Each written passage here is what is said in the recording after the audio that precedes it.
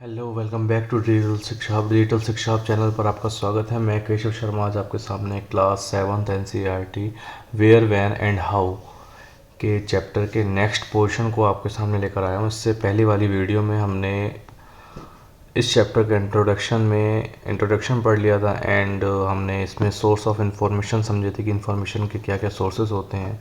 After date हमने literacy source को देखा था। लिटरेसी सोर्स में जो रिलीजियस कंपोजिशंस होते हैं उनको देखा था। भक्ति लिटरेचर समझा था और भक्ति लिटरेचर के साथ साथ सूफी लिटरेचर समझा था।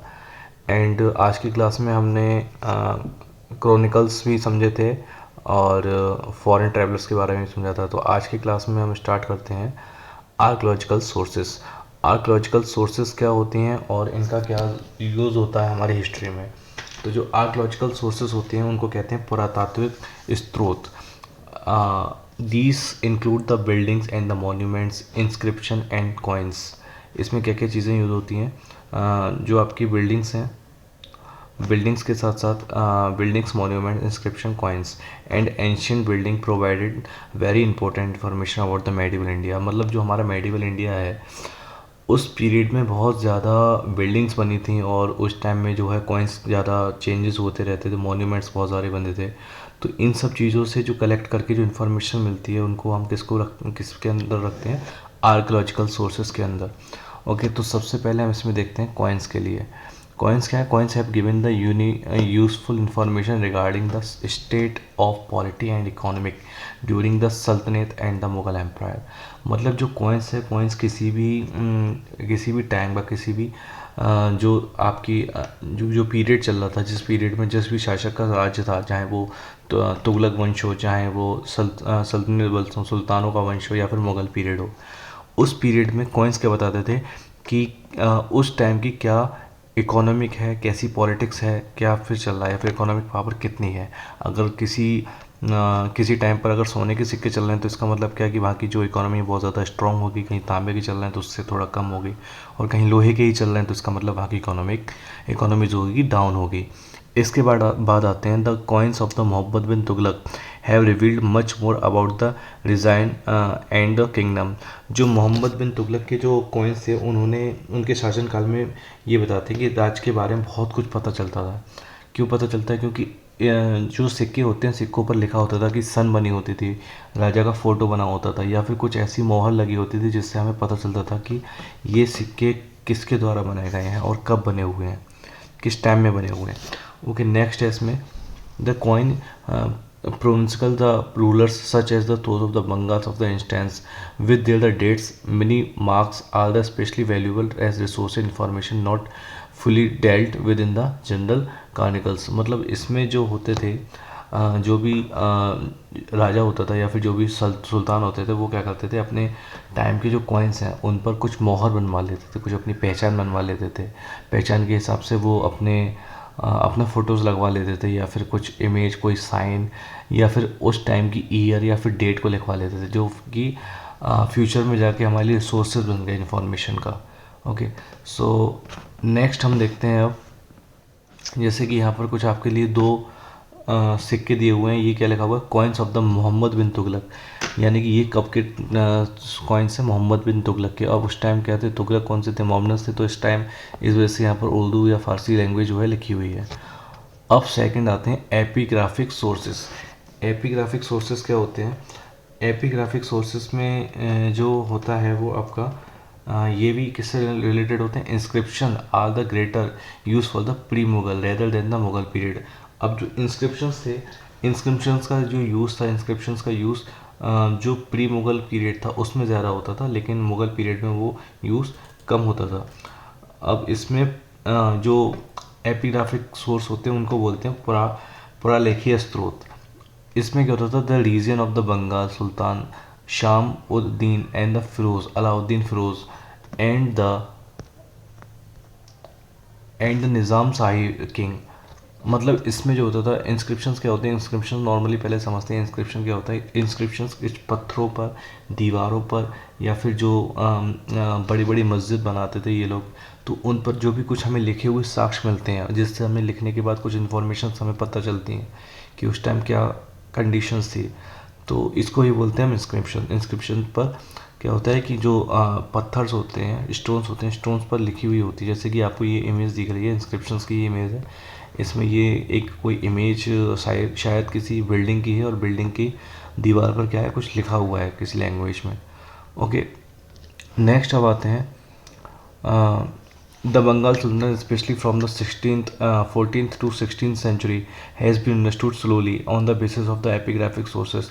जो 16वीं और 14वीं शताब्दी थी, उस टाइम में जो एपिग्राफिक सोर्सेज थे काफ़ी चलते थे, और उनको आसानी से समझा भी जाता था। In many instance the full titles of the kings and the queens, कुछ ऐसे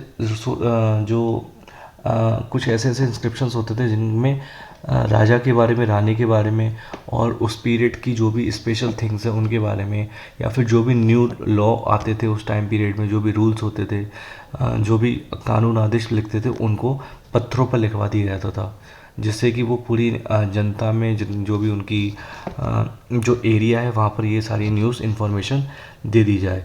ओके, आगे इसमें देखते हैं and the history of the minor dynasty. अब उसमें जो डायनेस्टीज़ चल रही होती थी, वो डायनेस्टीज़ वाले जो शासक होते थे, वो अपने पुरानी डायनेस्टी के बारे में भी लिखते थे। मतलब जैसे कि मौर्य वंश में कोई भी शासक है, तो जो शासक है वो अपने शासनकाल में उसके जो पूर्वज थे या उससे पहले के जो राजा थे उसके बारे में भी लिखवाते थे, उनकी उपलब्धियों के बारे में, उनके वर्क के बारे में। The inscriptions of that reveal India's medieval history, throw light on the political aspect as well as the social lives। अब इससे क्या होता था, जो भी हमारा पॉलिटिकल एस्पेक्ट्स होता था या फिर जो सोशल लाइफ होती थी उस टाइम की, वो हमारे लिए वहाँ से पता चलती थी।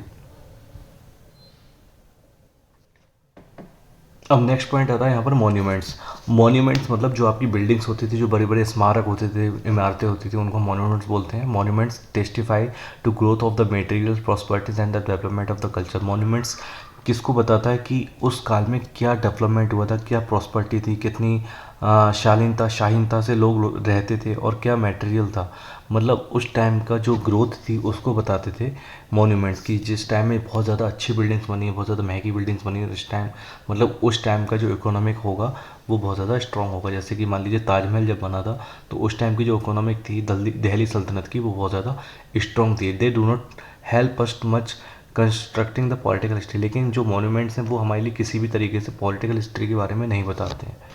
नेक्स्ट पॉइंट आता है, अब ये एक आपका मॉन्यूमेंट है जो कि कुतुब मीनार का फोटो यहाँ पर दिया हुआ है। नेक्स्ट है न्यू एंड ओल्ड टर्मिनोलॉजी, मतलब नई और पुरानी शब्दावली। अब जब हमारे भारत में बहुत सारे लोगों ने शासन किया है, उसमें तुर्की भी थे, अफ़गानी भी थे, ठीक है, और मुगल्स भी थे। मुगल्स के बाद इंग्लिश लोग, ब्रिटिशर्स भी आ गए थे। तो इनके साथ साथ जो है बहुत सारे शब्द भी थे जो हमारे भारत में आके जुड़ने लगे, हमारी भाषा में मिक्स होने लगे, और आज के टाइम में हम उन सब मिक्सचर लैंग्वेजेस को, उनके वर्ड्स को हम डेली यूज़ में बात भी करते हैं, उनको यूज़ भी करते हैं। The historian have to be careful about the terms they use because they meet different things in the past. मतलब क्या है इसका, कि इतिहासकारों को अपने द्वारा प्रयोग में की जाने वाली शर्तों के बारे में सावधान रहना चाहिए, क्योंकि मतलब अतीत में अलग अलग चीज़ों से था। मतलब किसी भी एक चीज़ का जो अर्थ होता था अतीत में अलग निकलता था। हो सकता है उस चीज़ का जो मीनिंग है वो आज के टाइम में अलग हो, लेकिन और हो सकता है वो पास्ट में उसका मतलब कुछ अलग हो। जैसे कि एग्जाम्पल ले लिया है यहाँ पे फॉरेनर, यानी कि विदेशी। अब विदेशी जो वर्ड है वो आज के टाइम में ये है कि अगर जो कोई भारत में रहने वाला नहीं है, वही उसको ही क्या बोलते हैं हम, फॉरेनर या फिर विदेशी। लेकिन पहले के टाइम में क्या होता है, इट इज़ यूज टुडे। हाँ ठीक है, ये हमने देख लिया, who is not Indian that is foreigner. And but medieval period में जो फॉरेनर वर्ड था, फॉरेनर वर्ड का मतलब ये होता था कि any stranger who appeared staying in a given village, someone who has not a part of the society. मतलब किसी भी समाज, किसी भी गांव या फिर किसी भी क्षेत्र का यदि कोई दूसरा व्यक्ति है तो उसको विदेशी बोला जाता था।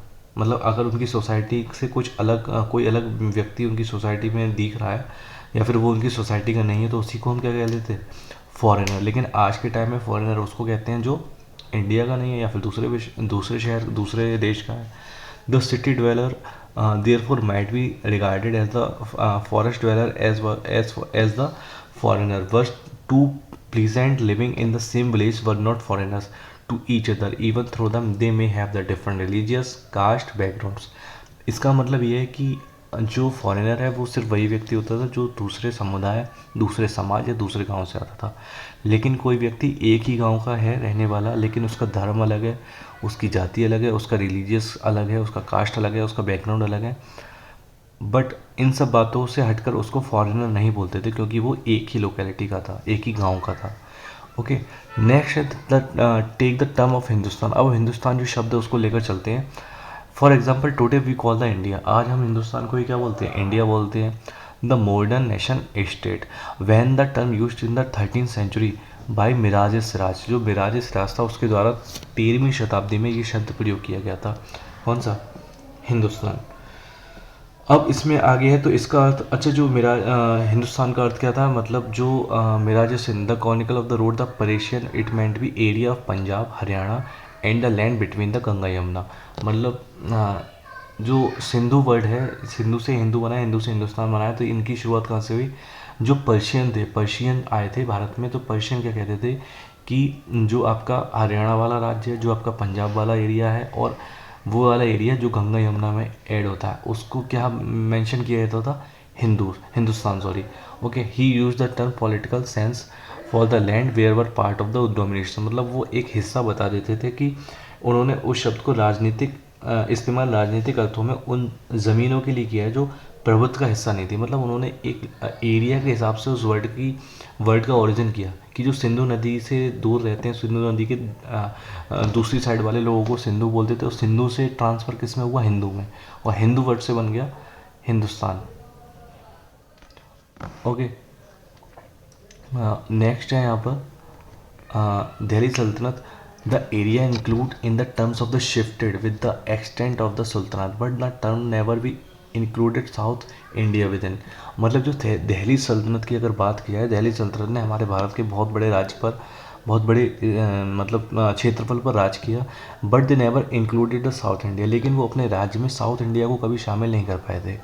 By contrast in the early 16th century Babur use Hindustan to describe the geography and fauna and the culture of the inhabitant of the subcontinent. मतलब जो बाबर था उसने क्या किया, कोशिश की थी कि जो हमारा जोग्राफिकल एरिया है, जो भी एरिया है उसके अंदर राज करने वाला वो ज़्यादा बड़ा हो जाए, बट वो ऐसा हो नहीं पाया। And inhabitant of the subcontinent, inhabitant of the subcontinent, मतलब बाबर ने क्या किया था, बाबर ने जो डिस्क्राइब किया था, किसको डिस्क्राइब किया था, भारत की भौगोलिक दृष्टि को, फोना एंड फ्लोरा, मतलब जो जीव जंतु थे, पेड़ पौधे थे, उनकी जो प्रजातियाँ थी, उनके लिए उन्होंने भारत के सब कॉन्टिनेंट के अंदर शामिल मतलब देखा था, तो उसके बारे में भी जो है डिस्क्राइब किया था। अब नेक्स्ट जो आपका टॉपिक है, इसको हम नेक्स्ट क्लास में करेंगे। अभी तक कंप्लीट वीडियो देखने के लिए आपके लिए बहुत बहुत thanks for watching the full video, and for the further learning please watch the next video, and thank you very much.